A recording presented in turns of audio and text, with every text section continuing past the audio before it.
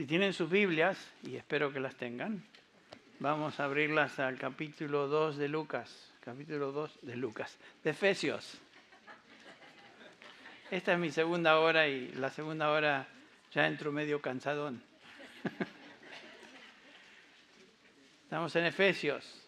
Continuamos nuestro estudio de esta preciosa epístola de Pablo. Y hoy continuamos en el capítulo 2, donde vamos a examinar en particular los versículos 11 y 12.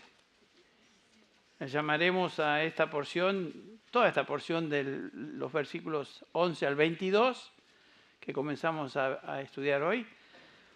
Le vamos a llamar a esto unidos en Cristo. No es unidas en Cristo, este es unidos en Cristo, porque se refiere a todos los creyentes, unidos en Cristo. Entonces repasemos un poquito a dónde nos encontramos en el flujo de este pasaje. En los primeros 10 versículos del capítulo 2, Pablo ha estado enseñando a estos creyentes en Éfeso y por aplicación a nosotros lo que significa ser cristiano y cómo una persona llega a ser cristiana. Ya observamos categóricamente el pasaje que categóricamente nos enseña que la obra de salvación es obra exclusiva de Dios. La salvación es absolutamente el resultado de la gracia de Dios, es su obra de un principio al fin. Y gracias a Dios por eso. Porque si dependiera de nosotros, la salvación nunca, jamás sería algo seguro. En los versículos 8 al 10, Pablo nos da una de las definiciones más amplias y claras en el Nuevo Testamento de lo que es ser salvo, qué significa ser redimido, pertenecer a la iglesia del Señor Jesús. ¿Cómo llegamos a ser salvos? ¿Cómo llegamos a ser cristianos? ¿Cómo llegamos a ser miembros de la iglesia de Cristo? Y la respuesta se encuentra en los versículos del 8 al 10, que dice una vez más, los leemos, porque por gracia habéis sido salvados por medio de la fe, y eso no de vosotros, pues es don de Dios, no por obras, para que nadie se gloríe, porque somos hechura suya, creados en Cristo Jesús para buenas obras, las cuales Dios preparó de antemano para que anduviésemos en ellas. Todo en la salvación es obra de Dios. Pablo, la palabra de Dios nos dice, no es de nosotros. Es el resultado de la actividad de Dios en y sobre los que Él redime o salva. Cada uno de nosotros fuimos espiritualmente formados por Dios, hechos por Dios. Individualmente y también como iglesia somos creación de Dios. Pablo nos dice en 2 Corintios 5:17 que somos criaturas, nuevas criaturas de Dios. Dice así el pasaje, de modo que si alguno está en Cristo, nueva criatura es. Las cosas viejas pasaron, y aquí todas son hechas nuevas. Y todo esto, versículo 18, proviene de Dios. Lo que Pablo está enfatizando y enseñando es que es imposible pensar en la salvación como algo que de alguna manera nosotros logramos o algo a lo que nosotros contribuimos. Nada que ver. El concepto bíblico de la salvación es que la salvación es obra exclusiva de Dios. Esta realidad se hace obvia cuando recordamos de qué condición fuimos salvados. En los versículos 1 al 3 de este capítulo 2, Pablo nos describe, ahí estábamos. Vosotros estabais muertos en vuestros delitos y pecados, en los cuales anduvisteis en otro tiempo, esa era nuestra característica, según la corriente de este mundo, conforme al príncipe de la potestad del aire, el espíritu que ahora opera en los hijos de desobediencia. Esos son los incrédulos. Entre los cuales también todos nosotros, dice Pablo, en otro tiempo vivíamos en las pasiones de nuestra carne, satisfaciendo los deseos de la carne y de la mente, y éramos por naturaleza hijos de ira, lo mismo que los demás. ¿Qué hacíamos? ¿Qué seguíamos? Seguíamos al mundo y la corriente de este mundo. Seguíamos al príncipe de este mundo, el diablo, el maligno. Y seguíamos nuestra carne, lo que la carne nos pedía. Y eso hacíamos. Y no, si eso fuera poco, nos dice Pablo que estábamos bajo la ira de Dios. Lo que le espera a todo ser humano fuera de Cristo es la ira de Dios en un lugar llamado infierno para siempre jamás.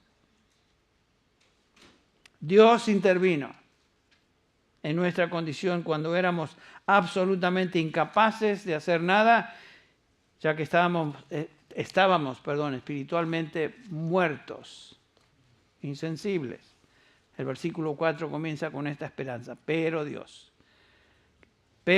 ¿Dios qué hizo? Nos dio vida, nos resucitó espiritualmente con Cristo y con Él nos sentó en los lugares celestiales. Somos su obra maestra que Él comenzó en el momento de nuestra salvación y continúa formando, continúa moldeando hasta que sea perfecta con Él en gloria. El que comenzó la buena obra en vosotros, Pablo dice, la perfeccionará hasta el día de Jesucristo. La obra maestra de Dios en la salvación, Él empieza, Él la sostiene, Él la perfecciona y Él la termina cuando finalmente estemos con Él en gloria. Lo que Dios comienza, termina. Y aquí nuestra seguridad depende de Él. Bueno, hasta aquí llegamos la última vez. Ahora nos introducimos a los versículos 11 y 12, donde Pablo comienza una nueva sección hasta el versículo 22, dirigiéndose a estos creyentes en Éfeso como gentiles, o sea, no judíos, recordándoles de su nueva posición de unidad con todos los demás creyentes, judíos y no judíos. ¿Por qué? Por virtud de estar en Cristo Jesús. Y Pablo desea que estos gentiles, estos creyentes gentiles, sepan que son lo que son por una razón y solamente una razón, la gracia de Dios y su obra a favor de ellos.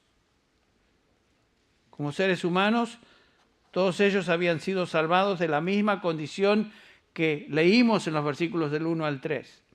Pero había otra condición que ellos, como gentiles,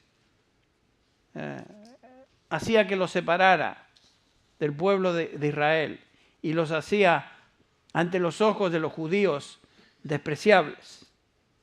Específicamente Pablo les escribe aquí recordándole como gentiles quiénes habían sido ellos antes de su salvación en relación a los judíos.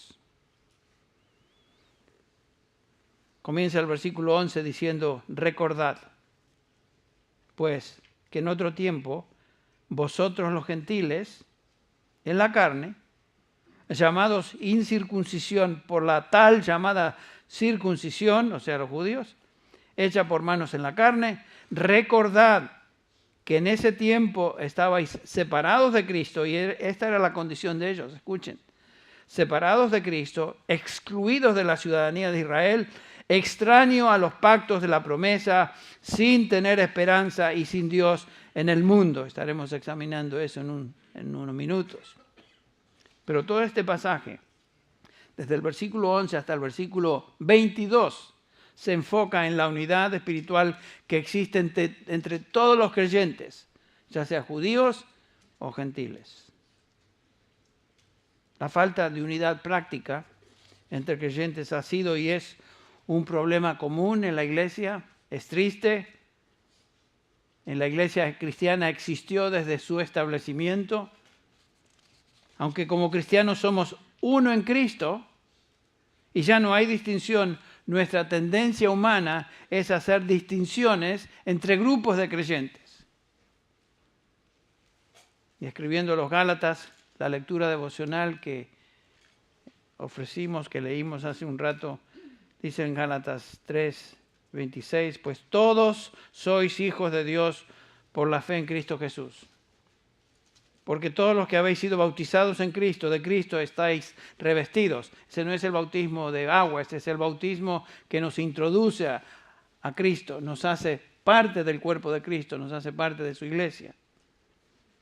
Y por esa razón, dice Pablo en el versículo 28, ya no hay judío ni griego, no hay esclavo ni libre, no hay varón ni mujer, porque todos vosotros sois uno en Cristo Jesús. Ese es tal vez el tema principal del resto de este capítulo. Uno en Cristo Jesús, unidos en Cristo. Sin embargo, en la práctica, los cristianos no siempre han vivido conforme a esta realidad espiritual. Por ejemplo, ustedes recordarán la exhortación de Pablo a los corintios. Allá en 1 Corintios confronta a estos creyentes, los tiene que corregir acerca de sus problemas, el problema de divisiones que existían en la iglesia. Creyentes, hijos de Dios, santos, como se describen en el capítulo 1, pero viviendo cada uno por su lado en sus diferentes bandos. Dice el versículo 1 del capítulo 3, de manera que yo, hermanos, no pude hablaros como a espirituales, sino como a carnales, como a niños en Cristo. Os di a beber leche y no vianda, porque aún no erais capaces, ni sois capaces todavía, porque aún sois carnales, pues habiendo entre vosotros celos, contiendas, disensiones, o sea, divisiones. Hace la pregunta Pablo, ¿no sois carnales y andáis como meros hombres? Porque diciendo el uno, yo ciertamente soy de Pablo, y el otro de Apolos, etc., ¿no sois carnales? Esa es la tendencia nuestra, de dividirnos en grupos. En el Nuevo Testamento es claro que la falta de unidad entre los hijos de Dios, sus redimidos, sus santos, es carnalidad. Aquí lo describe Pablo, es pecado. No debe existir, pero tristemente ha existido y aún existe. Es evidente, por lo que leemos aquí en el capítulo 2 de Efesios, que la falta de unidad en la iglesia de Éfeso se manifestaba primordialmente entre dos grupos, los creyentes judíos y los creyentes no judíos o gentiles. Por esta razón, Pablo entonces escribe toda esta sección para ayudarles a entender que eso no puede ser, no puede existir, porque ahora son uno en Cristo. Creo que todos nosotros diríamos amén a lo que estoy afirmando. Reconoceríamos que entre cristianos debe haber unidad, ¿no es cierto? Diríamos, claro, es cierto, amén.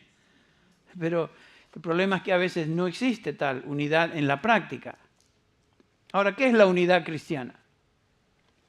Existen varios conceptos, por supuesto, equivocados en cuanto a lo que significa la unidad cristiana. El más común de ellos es el concepto ecumenista de unidad.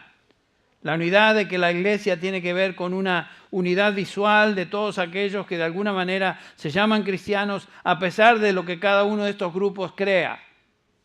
Y los ecuménicos tratan de crear una unidad superficial solamente porque estos, bajo esa sombrilla, se llamen cristianos, no importa lo que crean.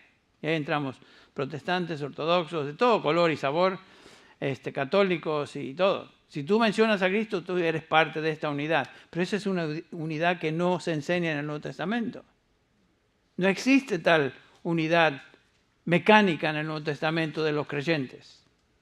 Veamos lo que el Señor Jesús enseña en cuanto a esto en la oración intercesora en el capítulo 17 de Juan. Cristo está hablando de la unidad. Cristo está orando al Padre en esta oración a favor de los suyos, a favor de sus redimidos, a favor de aquellos que el Padre le dio para que Él dé vida eterna. Y noten lo que dice Jesús. Vamos al versículo 20. Juan 17, 20. Mas no ruego solo por estos, Él ha estado orando por los 11, sino también por los que han de creer en mí por la palabra de ellos. O sea, Jesucristo está orando por todos los creyentes, todos sus redimidos, a través de la historia de la redención hasta que Él venga. O sea, ahí estamos nosotros en esta petición. ¿Qué es la petición? Versículo 21. Para que todos sean uno. Unidad. Como tú, oh Padre, estás en mí, yo en ti, que también ellos estén en nosotros, para que el mundo crea que me enviaste. Versículo 23. Yo en ellos, tú en mí, para que sean perfeccionados en unidad, para que el mundo sepa que tú me enviaste y que los amaste tal como me has amado a mí. Es obvio en este pasaje que la unidad de la cual Cristo está hablando no es una unidad organizacional, no es una unidad mecánica, superficial, sino que es algo más. ¿A qué tipo de unidad se está refiriendo el Señor? Obviamente no está hablando de esa unidad ecuménica, de todos los que profesan de alguna manera ser cristianos, se encuentran unidos, no. ¿Se refiere este pasaje a una unidad externa de todas las denominaciones y grupos y divisiones del cristianismo? No. La oración del Señor se refiere a una unidad posicional, una unidad espiritual que existe entre todos aquellos que han sido transformados por el Espíritu Santo. Han pasado de muerte a vida. Están en Cristo. Esta es una unidad espiritual producida por el Espíritu de Dios y por Él solamente. Ninguna organización humana puede producir eso. Lo sintamos o no, y aquí me dirijo a cada uno de nosotros. ¿Somos hijos de Dios? ¿El Espíritu Santo reside en nosotros? Y estamos unidos a Él y unidos espiritualmente el uno con el otro. Estoy hablando de los que somos verdaderamente creyentes, los santos, los redimidos. Hay una unidad real, espiritual. El hombre no puede producir tal unidad. Ningún cuerpo eclesiástico puede producir esta unidad. No es una unidad, como dije, organizacional ni visible. Es una unidad producida por Dios a través y por su Espíritu. El Nuevo Testamento enfatiza el hecho de que solo las personas que han sido redimidas están unidas espiritualmente con Cristo y el uno con el otro. No tiene nada que ver con el concepto ecuménico de unidad. Por ejemplo, muchas afirmaciones del Nuevo Testamento, pero tal vez una de las más claras es 1 Corintios capítulo 12, versículos 12 y 13. Tenemos esta gran afirmación del apóstol Pablo acerca de nuestra unidad como cristianos en el cuerpo de Cristo. 1 Corintios 12, 12. Porque así como el cuerpo es uno, y Pablo utiliza la analogía del cuerpo humano, así como el cuerpo es uno y tiene muchos miembros, pero todos los miembros del cuerpo, aunque son muchos, constituyen un solo cuerpo, así también es Cristo. La idea es del cuerpo humano. Muchos miembros, pero un solo cuerpo. El versículo 13, pues por un mismo espíritu fuimos todos bautizados en un solo cuerpo. ¿Quién es Pablo? Ya sea judíos o griegos, esclavos o libres, y a todos se nos dio de beber del mismo espíritu. Entonces, espiritualmente somos uno en Cristo. Todos. La iglesia de Cristo está compuesta de aquellos que han sido transformados por el Espíritu de Dios y están vitalmente y eternamente unidos a Él, que es la cabeza de la iglesia, Cristo Jesús. No importa a qué denominación o grupo cristiano pertenezcan, todos estamos unidos a Cristo Jesús. Aquí en nuestro ministerio hispano tenemos creyentes de varios trasfondos denominacionales, en diferentes etapas de madurez espiritual, pero todos somos uno. Juan habla de esta división de estas etapas de crecimiento espiritual. Hay jóvenes, hay niños, jóvenes y padres. Primera de Juan, capítulo 2, versículos del 12 al 14. Y ahí estamos nosotros también, de varios trasfondos étnicos. Cada uno de nosotros tenemos un trasfondo particular, pero tenemos una unidad que es espiritual. Tenemos una unidad que es del Espíritu. Esta unidad debe también manifestarse en términos prácticos, como veremos en el capítulo 4 de Efesios, que más adelante estaremos estudiando. Pero Pablo nos llama a preservar la unidad que ya ha sido creada y establecida por el Señor. Recuerden, yo pues prisionero del Señor, dice capítulo 4 de Efesios, os ruego que viváis de una manera digna de la vocación o llamamiento con que habéis sido llamados, con toda humildad y mansedumbre, con paciencia, soportando unos a otros en amor. Eso es lo difícil a veces, ¿no? Soportando unos a otros en amor. Yo le amo, pero hoy soportarlo. Esforzándonos, noten esto, esforzándoos por preservar la unidad del Espíritu en el vínculo de la paz. La unidad ya existe, es una unidad espiritual. Somos llamados a preservar esa unidad, no a crear unidad. ¿Ven la diferencia? Ya hemos sido unidos con el Señor y unidos el uno con el otro. Ahora debemos manifestar esa unidad como cuerpo. De esto nos habla el pasaje que hoy comenzamos a examinar, hasta el versículo 22. Y Pablo nos enseña que el cuerpo une a todos y las distinciones entonces desaparecen. Ya lo vimos en Gálatas, capítulo 3. No hay judío, ni griego, ni esclavo, ni libre, no hay hombre, ni mujer, porque todos sois uno en Cristo. Espiritualmente ya no hay distinción. No hay distinción de clase social, no hay distinción de raza, estamos hablando de la unidad espiritual de creyentes, o de géneros, sino que todos aquellos que hemos sido transformados por el Espíritu de Dios, hemos sido hechos uno, dice Pablo, en Cristo Jesús. Ahora, en este segmento, en los versículos del 11 al 12, Pablo nos instruye en cuanto al aspecto práctico de nuestra unión espiritual. Y Pablo utiliza aquí la relación entre judíos y gentiles como ilustración del conflicto que existe a menudo entre cristianos de diferentes trasfondos en esa época y hasta hoy, y hasta que Él venga. Entonces, comienza hablando de la tensión que existía, tensión entre judíos y gentiles. Los judíos, sabemos, menospreciaban a los gentiles y por su parte los gentiles no toleraban a los judíos. Eso fue entonces, y en la sociedad moderna continúa, es lo mismo, no ha cambiado nada. Los judíos se miraban a sí mismos, obviamente, como escogidos de Dios, y sin duda lo eran. Era el pueblo de Dios. Amós, capítulo 3, versículo 2, dice, solo a vosotros, este es el Señor, Jehová el que habla, el Señor, solo a vosotros he conocido o he escogido de todas las familias de la tierra. Amós 3, 2. ¿Qué? ¿Dios no conocía al resto de los gentiles? Sí, por supuesto.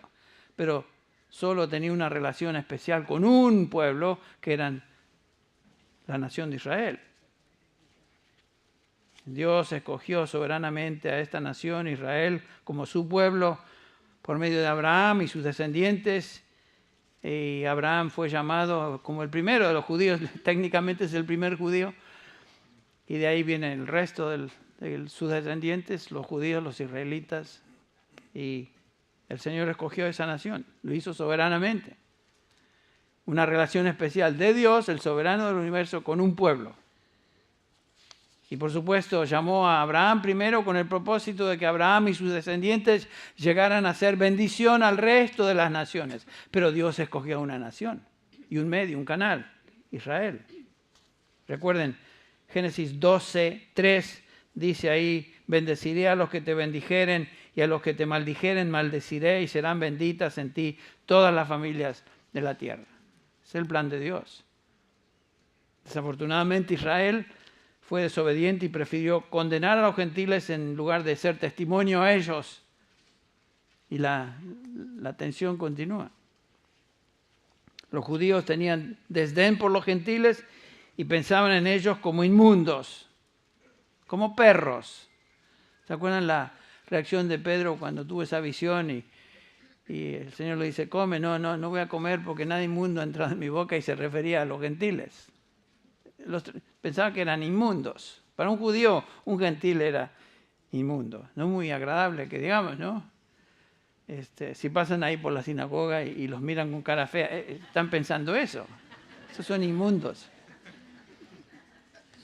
Bueno, por otro lado, los gentiles miraban a los judíos como enemigos de la raza humana y continúan mirándolos así.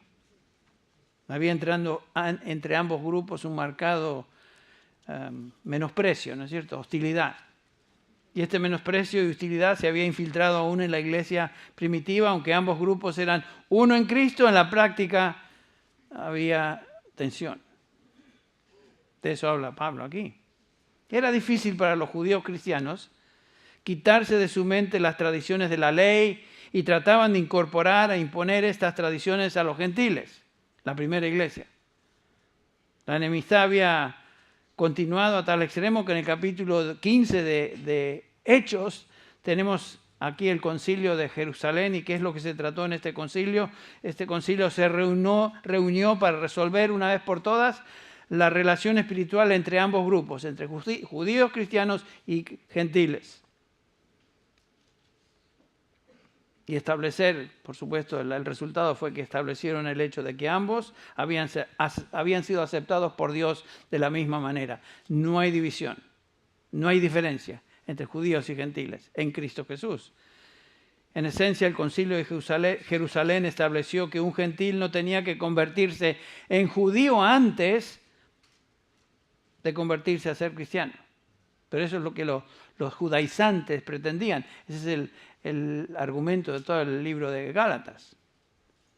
Querían que los gentiles se circuncidaran y siguieran ciertas cosas de la ley, leyes de dieta, etcétera, para que sean integrados en la iglesia cristiana. Y la decisión del concilio de Jerusalén fue no. De la misma manera que nosotros fuimos aceptados, ellos fueron aceptados. Esta era la lucha entre aquellos que entonces eran judíos y los que eran gentiles. Ahora, la pregunta será, y tal vez surge, bueno, ¿será esta lucha de aquellos que son inmaduros en la fe? Tal vez los inmaduros tienen esa lucha grande, pero ya la gente como nosotros maduros, la fe no tenemos tal problema. Pero recuerden ustedes que eso se manifestó en la primera iglesia, en los líderes de la iglesia. ¿Se acuerdan el relato ahí de Pablo en Gálatas 2? Cuando Pablo tiene que confrontar a Pedro por su hipocresía. Y leemos ahí en el versículo 11, pero cuando Pedro vino a Antioquía me opuse a él cara a cara porque era de condenar. Y noten que Pablo se dirige a Pedro. Y este no es cualquier cristianito sin madurez, es Pedro, el primer papa, ¿no?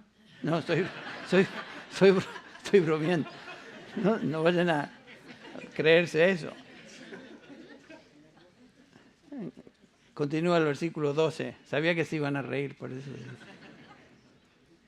A veces es bueno decir algo humorístico para que aquellos que andan cabeceando se despierten un poquito. Continúa Pablo diciendo en el versículo 12, porque antes de venir algunos de parte de Jacobo o Santiago, él comía con los gentiles. Pero cuando vinieron empezó a apartarse y retraerse porque temía a los de la circuncisión. Pedro, me da no sé qué, vergüenza, me da pena. Entonces, y el resto de los judíos se le unió en su hipocresía, dice Pablo, de tal manera que aún Bernabé fue arrastrado por la hipocresía de ellos. Pero cuando vi que no andaban con rectitud en cuanto a la verdad del Evangelio, dije a Pedro delante de todos, si tú siendo judío vives como los gentiles y no como los judíos, ¿por qué obligas a los gentiles a vivir como judíos?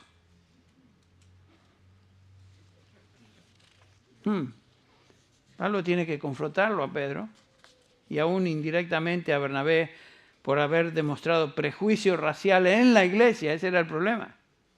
Y por lo tanto haber hecho diferencia entre judíos y gentiles. Diferencia que, como estamos observando, ya no existe en Cristo Jesús. Ya no somos judíos y gentiles. En Cristo somos cristianos. A mí no me agrada mucho de escuchar grupos judíos que se separan y tienen sus propias reuniones, grupos cristianos mesiánicos y otros que se dividen en otros grupitos cristianos mesiánicos. Somos todos somos del cuerpo de Cristo. Ya no existe eso. Déjense de sonceras. Somos todos de Cristo, somos todos cristianos. ¿Qué mesiánicos ni mesiánicos? Está bien Pero a la luz del Nuevo Testamento, eso es un invento, eso no debe ser. El problema era que aunque judíos y gentiles cristianos eran iguales en Cristo ante los ojos de Dios, no eran iguales ante los ojos unos de otros. Por eso a veces estas divisiones.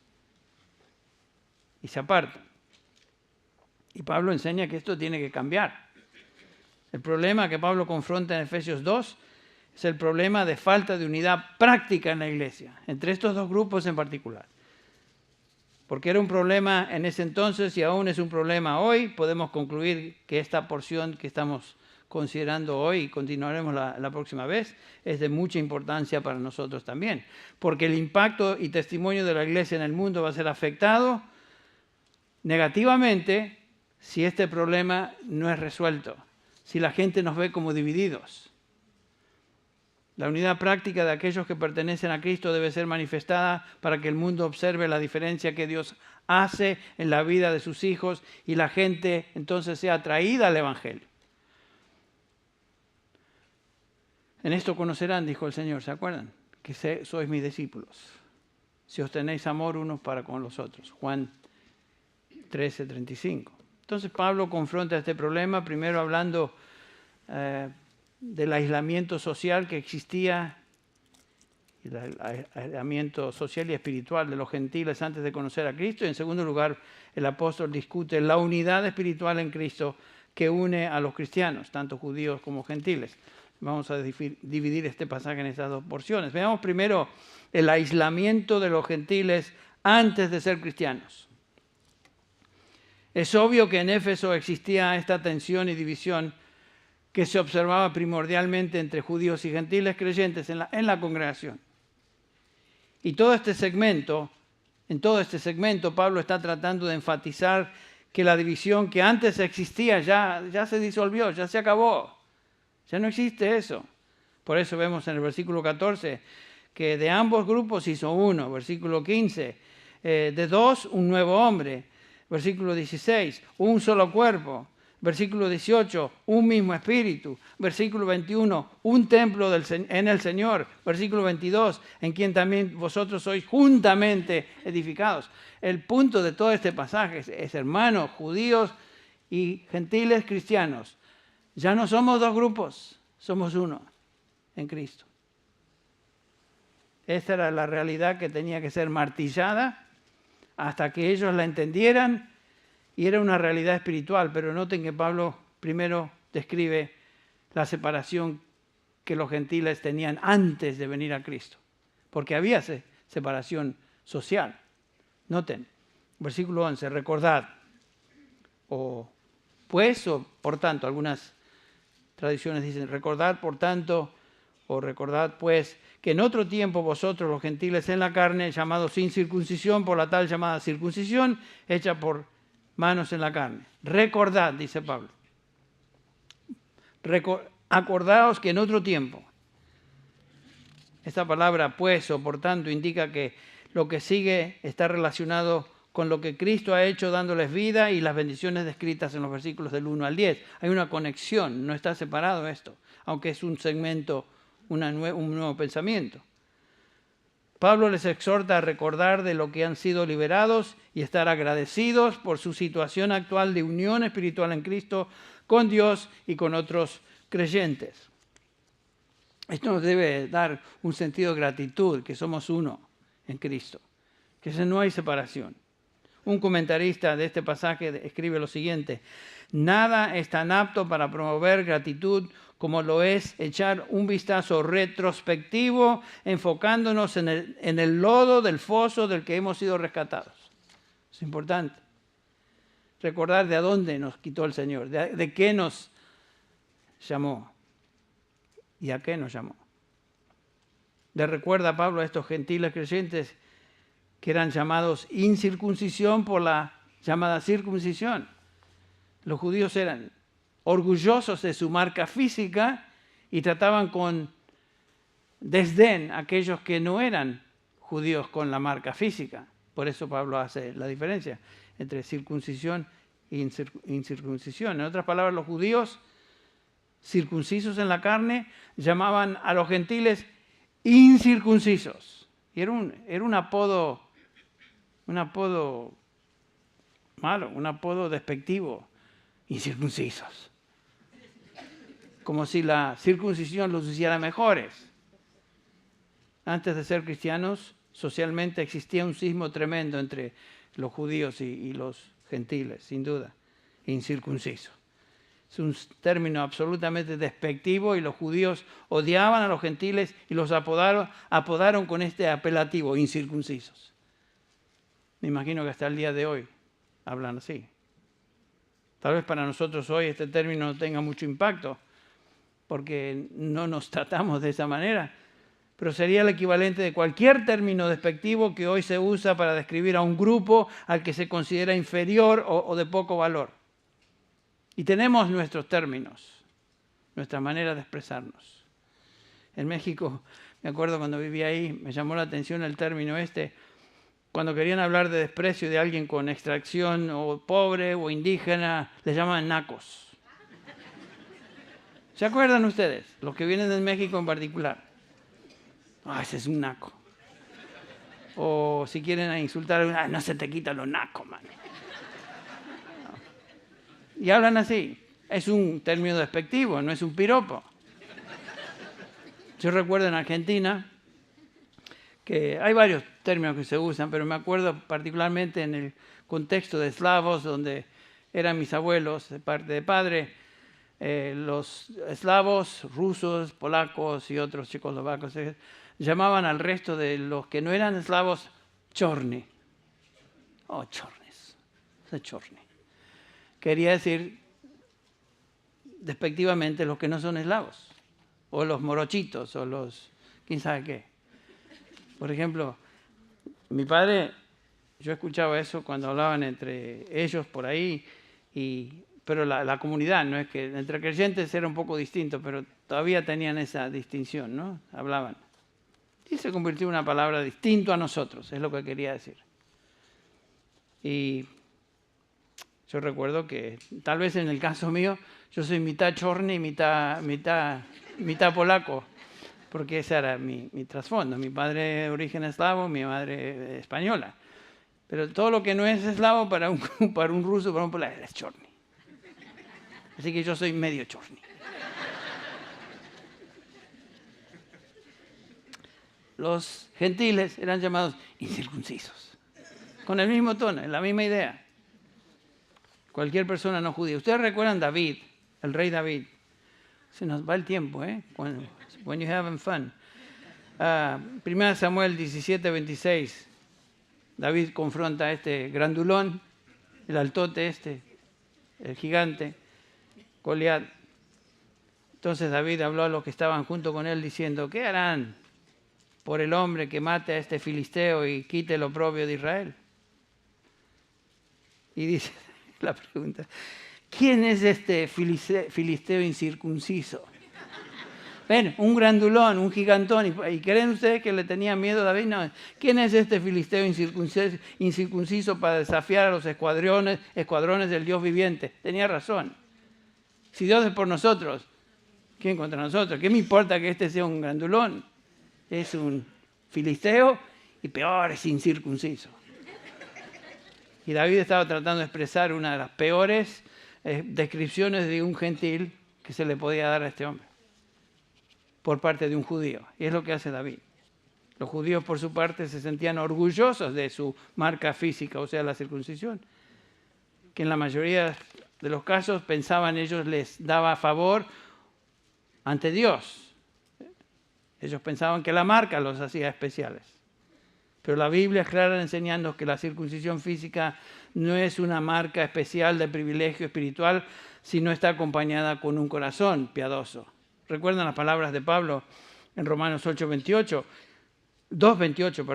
porque no es judío el que lo es exteriormente, ni la circuncisión es la externa en la carne, sino que es judío el que lo es interiormente y la circuncisión es la del corazón por el Espíritu. Esa es la circuncisión que vale. La marca física no tiene nada que ver. Un par de capítulos más adelante, ahí en Romanos 4, Pablo subraya el hecho de que Abraham, el padre de los judíos, el padre de la nación judía, fue salvado antes de que fuera circuncidado. Fue salvado por su fe, no por su marca externa de circuncisión, porque no la recibió hasta después de haber creído a Dios. Ningún rito externo religioso tiene algo que ver con una relación personal con Dios. Hoy en día algunos piensan, denominaciones enteras piensan que el bautismo es un medio externo de salvación. No es así. El bautismo es simplemente un símbolo que representa un cambio interno, es un paso de obediencia al Señor que da el testimonio de una persona que ha sido salvada, da eso como testimonio. Entonces los gentiles antes de su conversión estaban socialmente aislados de Israel, pero Pablo continúa describiendo eso en el versículo 12 cuando dice, además de estar separados como raza y su condición social, los gentiles también están separados espiritualmente. Noten el versículo 12. Recordad que en ese tiempo estabais separados de Cristo, excluidos de la ciudadanía de Israel, extraños a los pactos de la promesa, sin tener esperanza y sin Dios en el mundo. Oh, qué descripción. Antes de que el Evangelio viniera, los gentiles estaban literalmente aislados de Dios. Israel tenía un pacto con Dios. Dios había hecho un pacto con su nación, su pueblo. Los gentiles nada, no tenían relación con Dios para nada. Aunque no había diferencia moral entre ambos grupos, existía una diferencia en la manera que Dios obraba con la nación judía en comparación al resto de las naciones. Los judíos eran el pueblo de la promesa, su pueblo escogido. Desde Abraham en adelante, Israel era el pueblo de Dios, un pueblo especial que Dios había escogido para sí. Sin duda, Pablo afirma que los judíos tenían una posición ventajosa. Sí tenían ventaja. Noten lo que dice Romanos 3, 1 y 2. Haciendo la comparación de judíos y gentiles. ¿Qué ventaja tiene pues el judío? ¿O de qué aprovecha la circuncisión? Dice Pablo, mucho en todas maneras. Primero, ciertamente, que les ha sido confiada la palabra de Dios. La revelación de Dios vino por medio de los judíos. Vino por el pueblo de Israel. Dios tuvo una relación especial siempre con Israel.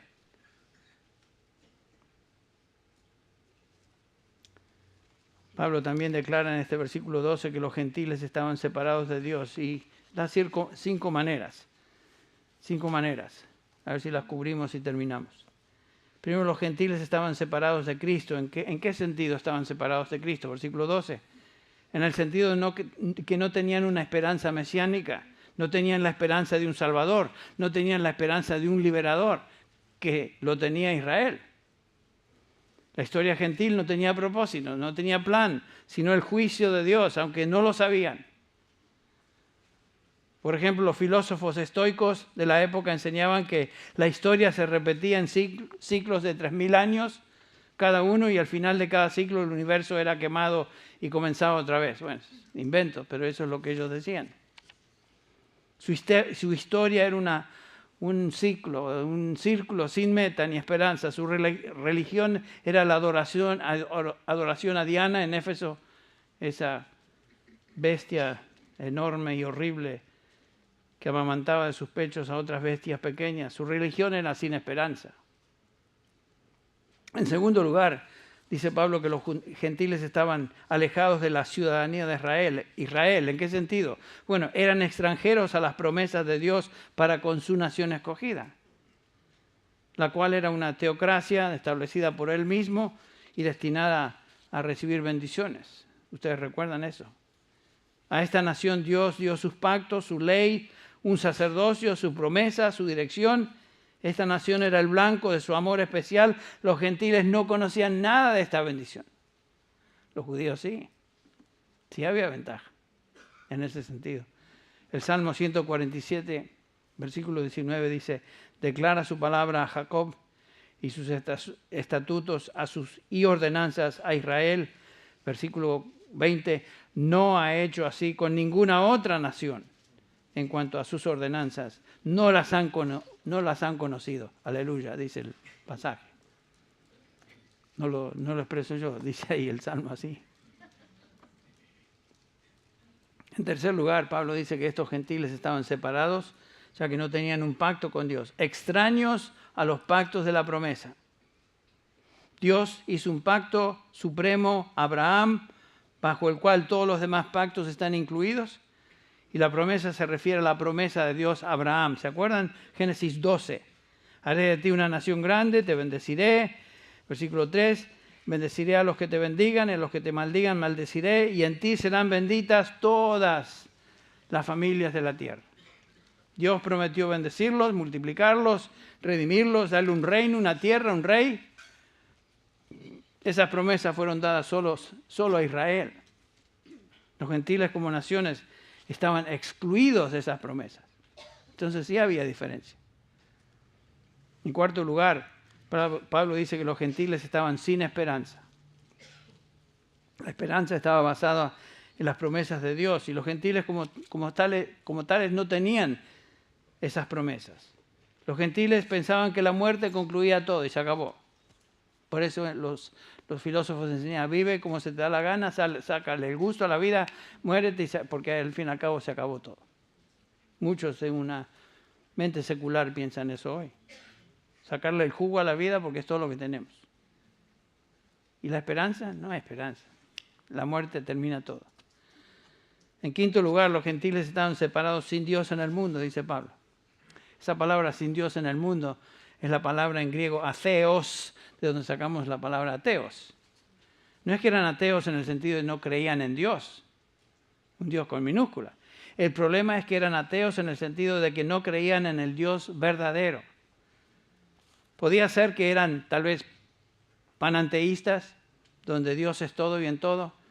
La mayoría de ellos eran politeístas, hay muchos dioses, todos ellos inventados de su mente, de su propia imaginación, o sea, falsos, pero no conocían a Dios. No conocían a Dios. No tenían revelación de Dios. No tenían posibilidad de conocer a Dios. Ustedes recuerdan el relato de Hechos 17, donde Pablo está está hablando, predicando a los que les escucharon ahí en el Areópago, eran los griegos, y Pablo les dice lo siguiente en el versículo 22, Hechos 17, 22. Entonces Pablo, poniéndose en pie en medio de ellos, del Areópago, dijo: varones atenienses, percibo que sois muy religiosos en todo sentido. Porque mientras pasaba y observaba los objetos de vuestra adoración, hallé también un altar con esta inscripción: al Dios desconocido. Pero lo que vosotros adoráis sin conocer, eso os anuncio yo. Los griegos creían en dioses, pero no era el Dios verdadero. Ese es el problema. Eran religiosos. Pero escuche lo siguiente: ser muy religioso, no importa de qué categoría, ni de qué sabor, ni de qué color, ser muy religioso no pone a nadie en el camino del conocimiento del Dios verdadero. Pablo no los felicitó. Qué bueno que por lo menos adoráis a dioses. Van en camino. Van en camino. Uno de estos días se encontrarán. No, nada de eso. El Evangelio tenía que ser predicado. Hay mucha gente religiosa hoy que adora a un Dios inventado. Mucha gente. Pero no es el Dios de la Biblia. Ese es el problema. Y la verdad es que Pablo reconoce eso y comienza a predicar el Evangelio y básicamente les dice: hay un solo Dios y un solo mediador entre Dios y los hombres, Jesucristo hombre. 1 Timoteo 2, versículo 5. Pablo les predica el Evangelio. ¿Se acuerdan que Jesús dijo: yo soy el camino, la verdad y la vida? Nadie viene a Dios sino por mí. O sea, no todos los caminos llevan a Dios. Solamente hay un camino. En Hechos 4:12, predicando Pedro en Jerusalén, dice: ningún otro hay salvación, porque no hay otro nombre dado a los hombres bajo el cielo por el cual podamos ser ¿qué? Salvos. No hay manera de conocer a Dios por medio de religiones, sino es por medio de su Hijo. En Él solo hay salvación. Entonces, ¿qué está haciendo Pablo aquí en Efesios 2, 11 al 12? Les está recordando a estos gentiles de dónde habían venido. Y les dice, recuerden quiénes eran ustedes antes de que Dios les salvara. Aislados espiritualmente, sin Cristo, sin nación, sin pacto, sin esperanza, sin Dios. Esa era vuestra realidad. Y realmente es la realidad de todo ser humano que no conoce al Señor. Puede ser religioso, puede pensar que tiene una relación con Dios, pero en realidad está aislado, separado de Dios, del Dios verdadero, el Dios de la Biblia, porque está pensando y adorando cosas inventadas. Son de su propia imaginación. Ahí nos encontrábamos todos nosotros, entre paréntesis. Estas frases en el versículo 12 de este capítulo son tal vez tan terribles y desanimadoras como las que tenemos en los primeros 3 versículos de este capítulo 2, donde ya los leímos. Están muertos en delitos y pecados, siguiendo la corriente de este mundo, siguiendo al príncipe de la potestad del aire, siguiendo los deseos de la carne, haciendo la voluntad de la carne, haciendo la voluntad de los pensamientos. Esa era nuestra condición. En el versículo 12, algo similar. En aquel tiempo estabais sin Cristo, alejados de la ciudadanía de Israel, ajenos de los pactos de la promesa, sin esperanza y sin Dios en el mundo. Y Pablo hace hincapié en eso. Piensen en eso, recordad. Pero ahora, versículo 13, y aquí se torna el argumento. Pero ahora, en Cristo. Una frase muy parecida a la que vimos en el versículo 4, ¿se acuerdan? Pero Dios. Ambas frases indican un cambio radical. Y la razón es que Dios, por su gracia, intervino, nos dio vida, nos redimió y nos hizo uno en Cristo, tanto judíos como gentiles. Pablo usa esta palabra, acordaos, recordad. Esa era vuestra condición. Pero en Cristo somos uno.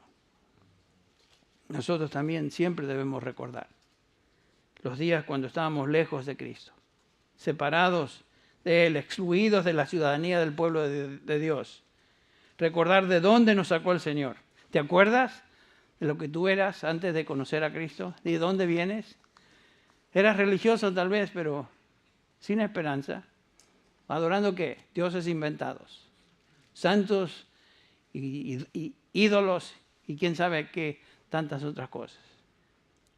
Dios, sin embargo, está llevando a cabo su plan y propósito eterno en Cristo, llamando a pecadores, tanto judíos como gentiles. Ahora en Cristo, pero ahora en Cristo, versículo 13, vosotros que en otro tiempo estabais lejos, habéis sido hechos cercanos por la sangre de Cristo. Qué preciosa realidad. Cristo vino a través de la nación judía para alcanzar a ambos grupos, traer salvación tanto a judío como a gentil. En Cristo ya no somos dos, sino que somos uno. Y de esto estaremos hablando la próxima vez. Por eso el título de la serie es Unidos en Cristo. Bueno, vamos a orar para terminar. Se nos fue el tiempo. Te damos gracias, Señor, por tu palabra, por la instrucción del apóstol Pablo, guiado por tu Espíritu. Gracias, Señor, te damos por esto. Señor, ayúdanos a confiar en tu palabra. Ayúdanos, Señor, a meditar en la misma, a estudiarla. Y gracias te damos, Señor, por la oportunidad y el privilegio que tenemos cada domingo, cada miércoles, cada vez que nos reunimos, de abrirla, escudriñarla, meditar en ella. Y ahora, Padre, pedimos que por tu Espíritu tú nos enseñes, nos instruyas. Y nos des un sentido profundo de gratitud por lo que somos, por gracia, por pura gracia tuya, de dónde hemos sido sacados y a dónde vamos. Gracias, Señor, por esta realidad. Bendice a cada persona aquí presente y, Señor, llévanos con bien, con paz a nuestros hogares. En el nombre de Jesús. Amén.